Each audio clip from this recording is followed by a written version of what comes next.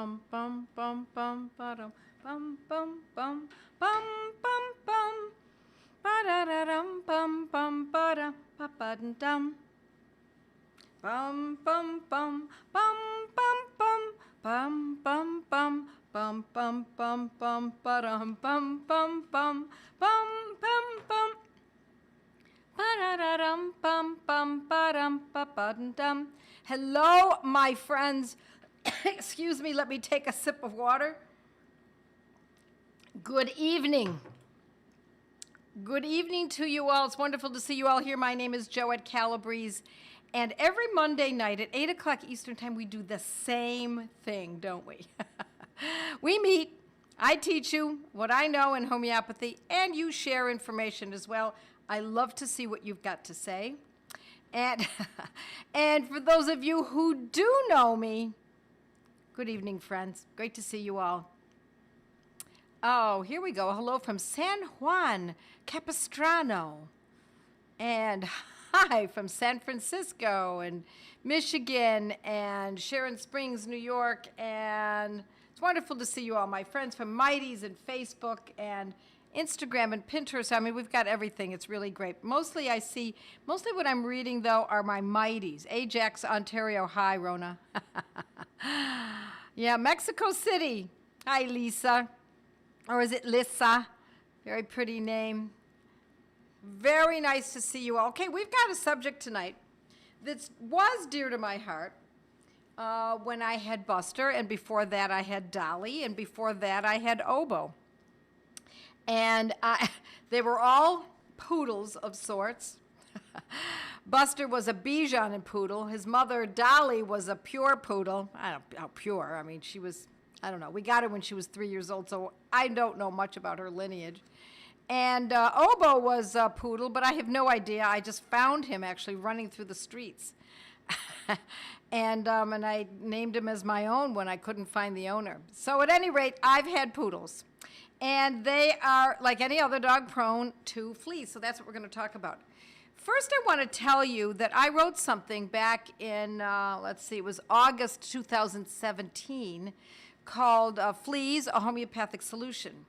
And the method that I discuss is quite a very good method to get rid of fleas. And so I put it up. I posted it. I gave actually 3 medicines. One of them was Sorinum, spelled with a silent P, you know, like pneumonia. You don't pronounce the P. Sorinum is P-S-O-R-I-N-U-M. Sorinum. You can look up the blog and read up on it yourself. Sorinum 30 once a day. But I also talked about using Ledum 200. And what was the other one I talked about? It was Ledum 200 and, and antimonium crude, of course, for itching. Antimonium crudum. Then that was a 6. So we either use Sorinum 30 once a day when fleas are found on what? A dog only? No. Poodles only? Nope. Could be a goat, cat, any kind of dog. Sorinum once a day is an excellent medicine. Now, I want to tell you that when I choose a medicine for a particular condition, it's not 100%. Nothing is 100%, my friends. I will give you the medicine that I believe are the most valuable, the most commonly used, that are the most successful. And so, oh, thank you. Yeah, this is the blog about the fleas. Thank you. Probably Natalie is with me tonight, or Serena. So they're placing it up there so you can see it. And so Sorinum is a very good medicine, especially for very, very itchy skin. Now, we're not treating just the skin, because as you might know, if you know homeopathy, we're treating more than one condition. We're treating to uproot the condition, to make the fleas I don't know any other way of saying it, they're deterred.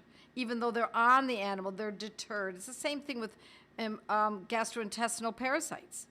And it's not that we're actually killing the parasites, we're actually making it so that it's inhospitable for them to be there. So Sorinum is a very good remedy for that. And ledum is a great medicine for any time someone is bitten by an insect, stung, bitten, poked, etc. Antimonium crude is specific for intense itching, not unlike Serinum. Now, this is what I've done because people commented on that blog, and I went back to it. I have lots of people who said, yeah, thank you. My cats, this is from, let's see if I've got her. If I've got her name. I'm sorry, I eliminated the name. Excuse me. Thank you. My cats, thank you. I simply put Serinum in their water dish and all fleas and ear mites have vanished. Even my vet couldn't find a trace of a living bug. Thank you. Then another person, Nicolina, said, I've been giving my cat the Serinum 30 for about 5 days and he is not itching anymore. The fleas were gone already, but he kept on licking himself and pulling out hair. I saw results after 2 days, and by today he hasn't scratched or licked himself yet, so I think it's gone. I will discontinue using it now. Awesome product and results. Thank you very much. Then Danica says, and these were a while ago. This one was 2020. They were all 2020. Danica says in October 2020, I just want to give a little update and say a big thank you. I tried both options, and the Serinum 30 was what finally worked wonders. Both options mean she probably used Ledum 200 as well as the antimonium crude. My cats were infested, and I'm now only battling the last couple of fleas. This is my first experience with homeopathy, so I'm very grateful I found you, Joette. Many thanks. Now, those are the testimonies for what I taught on that blog a few years ago. However, there are also those who said, it didn't help at all. I tried it, it didn't work. Now, let me tell you what I did, and what I did originally as well. I went to my repertory. This is Robin Murphy's repertory, 4th edition, and I went to the clinical section, and that's on, if you happen to have this repertory, 4th edition, is 2104, page 2104, at the top of the page, under clinicals, under clinical generals, excuse me, it says fleas.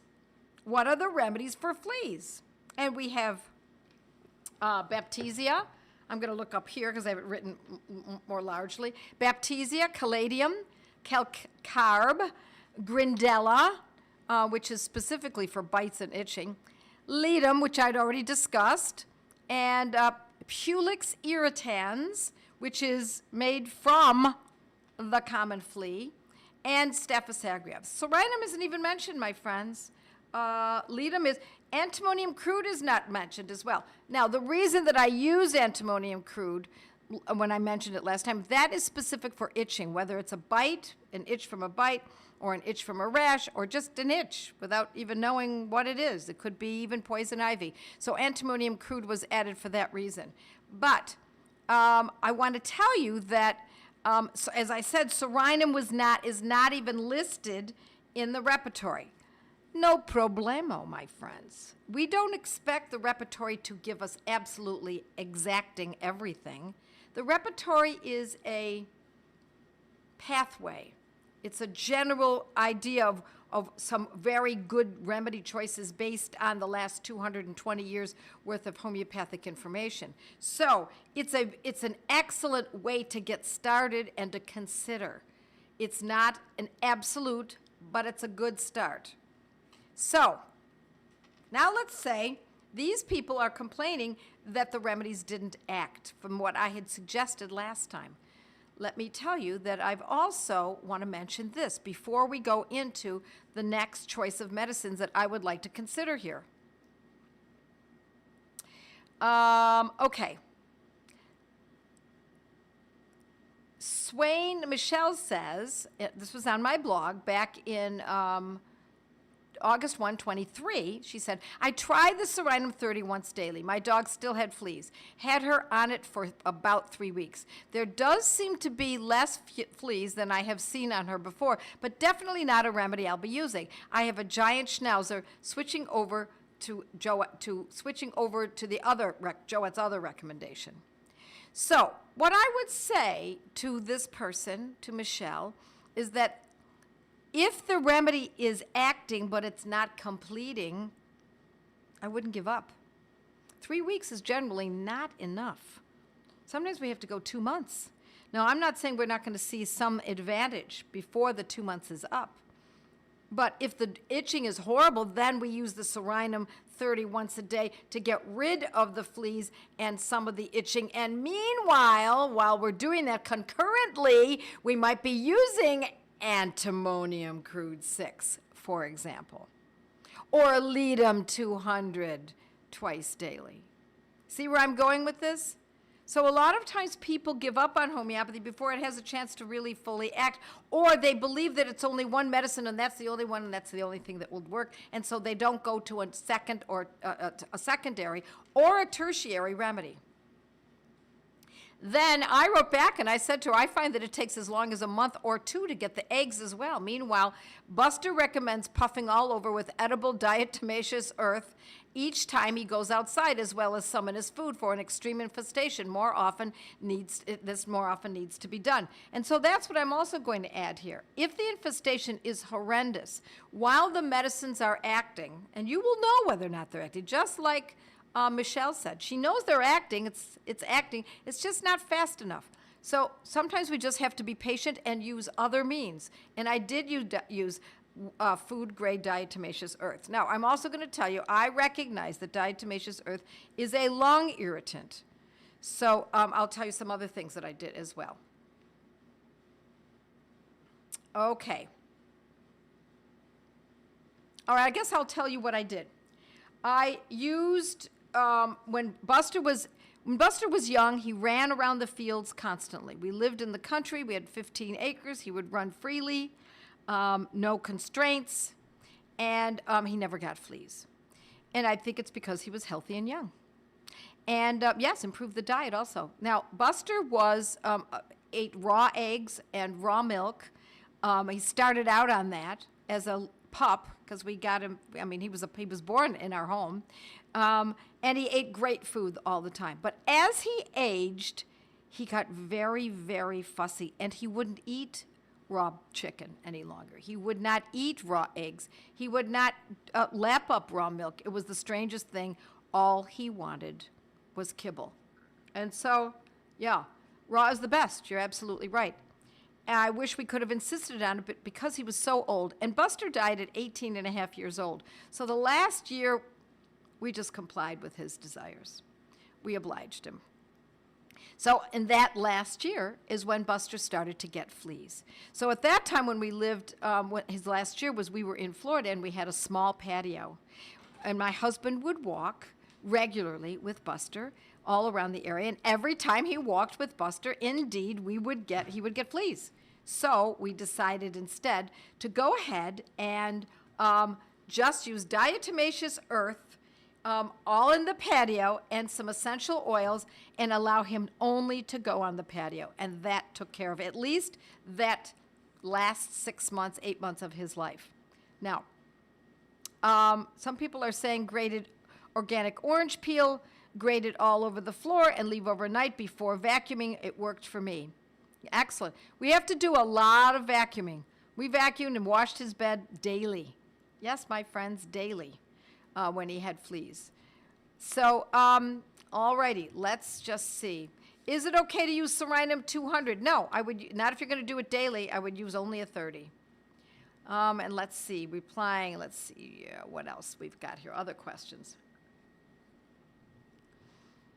Don't know if you addressed, but what do you recommend as a preventative? So, the preventative is raw food. I really do believe that. An occasional dose of Serenum 30, for example, maybe once a week when the infestation is high or when the dog has been or cat is very, very likely to get fleas where they're roaming, then maybe once a week for a few weeks. Not too long, my friends, not too long. You don't want to use medicines. If we use these homeopathic medicines preventatively, it can cause trouble because we don't perhaps even need the medicine and then we're going to cause a proving. It's not horrible, but it's not the way you want to go. Generally speaking, you want to be more judicious about your choices. All righty. Let's see. What else do we have here? Okay, what about Cinna? Cinna is for intestinal parasites. And indeed, fleas can cause intestinal aspects of the disease, can cause an intestinal problem as well. I have never used Cinna for fleas, but I'll give you my suggestion. Next. Can you use Serenum as a spray? Yes, you could. I think you certainly could use it as a spray. Okay, so what is my suggestion? My suggestion now is if Serenum 30 once a day, as well as perhaps Ledum 200 and Antimonium Crude 6 twice daily, does not act. And I don't think you should use all three simultaneously. I would start with just Serenum 30. But if you've used it and it's not acted, and I mean you've given it a good solid couple months, at least 2-3 months, my friends, if that doesn't act, and the Ledum and Antimonium Crude are not acting, my next choice is to go with Pulex, Pulex. That's the one I told you just a little while ago, Pulex irritans. It's the common flea, and it's made into a homeopathic medicine. Now, you're not going to find that, I don't think, very readily. I looked it up online. I didn't see it. But what I do see is a company, and I believe you can get this either from OHM Pharma, if you happen to be a client or a student of mine. You could probably get it from Helios in Great Britain. And another one is Owen Homeopathic, O-W-E-N Homeopathic. And I actually purchased that towards the end of Buster's life, and it did make a big difference. And I bought it in a 12C. And I gave it to him, well, I put it in his water, so he was getting it about 2 to 3 times a day once there was an infestation. Can any of these medicines be used, as you said earlier, as you asked earlier, as a prophylactic? That is one that, again, if the animal is coming into proximity to mosquito or fleas, and they're in the house, or the other dog has it, and you're worried about this, then by all means I would use it as a prophylactic. And then in that case, I might use it twice a day for several days, and make sure you stop after really a short amount of time. You want to just give it a little boost and then back off. In a short amount of time, if the dog or cat does not have fleas, then I wouldn't administer it for any longer than a couple of weeks tops. All right, let's see what else we've got here. Pulex. I think someone's going to spell it, but it's P-U-L-X, I think. P-U-L-E-X or P-U-L-X. I write P-U-L-X. Irritans is the second word. I-R-R-I-T-A-N-S. Pulex irritans. Assuming okay, don't give heartworm. My pup was hit by a mosquito or bit by a mosquito. Do you recommend a heartworm treatment? I like the same idea for heartworm. For heartworm conditions. I like using the nosode. That's what Pulex is. It's the actual nosode. All right. I use Fur Life Collar now and Wondercide with a cocktail of vinegar and garlic. Janine, I also use Wondercide. W-O-N-D-E-R-C-I-D-E. We used that not directly on Buster because he got so sensitive as he was aging that I just sprayed it outside. After the rain, I would spray it all around the patio where he would go every day. All righty, what else do we have here? Ticks are a little different. Ticks are, I've already talked about ticks in other blogs, just Joette Calabrese, ticks.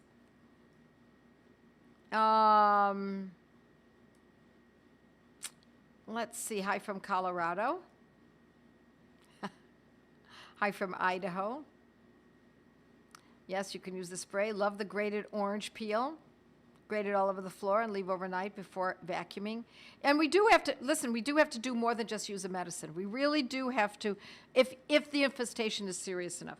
Will the medicine work in spite of these extra efforts? I believe that it will. But if you've got a problem that is so severe that the dog or cat is scratching themselves to the point that they're eating away at their fur and their skin is breaking out terribly, or they've got terrible bites and nibs and bleeding, etc., I wouldn't wait for the medicines to act that quickly. I would act fully. I would, as I said, wash the bedding, keep the animal in a small area so that you can keep it extra clean, vacuum every day, and wash the bedding in hot water. Or the opposite. in a deep freeze. You can also put their bedding in a deep freeze for a certain amount of time. After, I would wash it first. All right. What do you recommend raw for puppies? I think chicken is the best thing that's raw. I know everybody thinks that's so unsafe, but if your dog were allowed to hang out in the woods, what would it do? It would eat a bird. So I used to freeze chicken for 2 weeks, deep freeze, and give it to Buster, and he loved it. That was when he was younger. Let's see. OHM sells 7, 12X, 12C, and 30C. Thank you very much, Carrie. Yeah, good. Ledge Mother tincture spray on the animal works too. Ledge Mother, Ledge. I don't know what that is. Yeah, Wondercide is working for us too. Well, what I like about Wondercide is you can spray it all over the area. It's a pleasant smell as long as it's not too strong. And I don't know, I've never sprayed it directly on the dog because I think it's really hard on dogs to be exposed to, and cats, exposed to something with such a strong smell on their bodies. I also have flea lights on the floor in each room. They are a sticky pad with a light that attracts the fleas at night where they stick. Non-toxic, excellent long-term prevention. Yes, you are absolutely right. I've used the same thing. I forgot about that. Many proteins you can feed raw. You need to rotate as many as can order to prevent sensitivities. Yeah, so instead of just chicken, you might get turkey or duck or, what would a dog take down in the wild? I mean, I don't know if poodles ever took anything down. I don't know. Maybe rodents, rodent meat. I don't know what else. Fish. They might eat fish. I just ordered Pulix 30C. Is that potency okay? Asks Diane. 30C is fine. I would go with a 6C or a 30C or 6X or 30X. Any one of those could be good. Yep. And you have to balance the raw diet too. Absolutely. Let's see what else we've got here. My friends, I'm going to ask you kindly to share this. It really, and like it. This is what keeps this alive and well. As you know, I have no arrangements with any organizations on this blog or my podcast or most of what I do. Rabbit, yeah, there you go. Squirrels. I don't know how you'd feed a squirrel to a dog. I mean, you'd have to catch the squirrel, I guess. I don't know. Or you'd have to just let the dog out into the woods so that it could figure out what to do. Rabbit, yeah, why not? Kangaroo. Oh, kangaroos loved here by all dogs. Yeah, very interesting. Thank you, Tara. You're in Australia. I get raw beef, heart, yep, and chicken and rabbit and turkey to rotate. My kitties are very healthy. Yeah, and I really do think that is a big part of this. If we can keep them away from the and then antibiotics and steroids and give them real food, raw food, and lots of fresh air and sunshine, for the most part, everything will be just fine. My Yorkie would get raw chicken neck bones in treat lamb shank. And treat with lamb shank was so funny because he was so small and he carried it around with a lamb shank. Yeah, that would be funny. Yes, raw chicken neck bones. I would buy chicken. I often bought raw chicken wings. People say, "Oh no, oh you can't give a dog bones for them to chew on." Yes, you can if they're raw. It's when they're cooked that they become splintering, and then that can cause trouble. But when they are raw, just like if the dog got listen, when we had chickens, Buster killed one of them once, and I let him eat it. Once it was dead, so I just let him finish it. I didn't say, "Oh no, the bones." No, I let him just eat the chicken. I probably shouldn't have because it was giving him the idea that he could do that, but actually it never happened again. It was one chicken, and it actually happened to be it was a rooster. It was a bad rooster. So it actually was acceptable. Yes, so Pulix, my friends. So we've got these medicines now. We've got Serenum 30 once a day or Leadum 200 twice daily. and antimonium crude 6 twice daily. Those are 2 separate methods. And now we also have Pulex irritans. Yes, in a 30 or a 6 if the others don't act. That's the way I would lay this out. I would not urge you to use all of them simultaneously. Why not? Because in homeopathy, we want to know which one acted. And we want to be able to really fine-tune it, because it's not about just giving a medicine and just calling it a day. It's giving a medicine and watching and observing what occurs after that. What occurs after that is really important. You want to take note of that. You want to keep a record of that. Because I guarantee whatever this is that's happening, whether it's fleas for this dog or fleas for another cat or gastrointestinal problems, it's going to show up again. And you're going to need to know what you used last time and which one acted.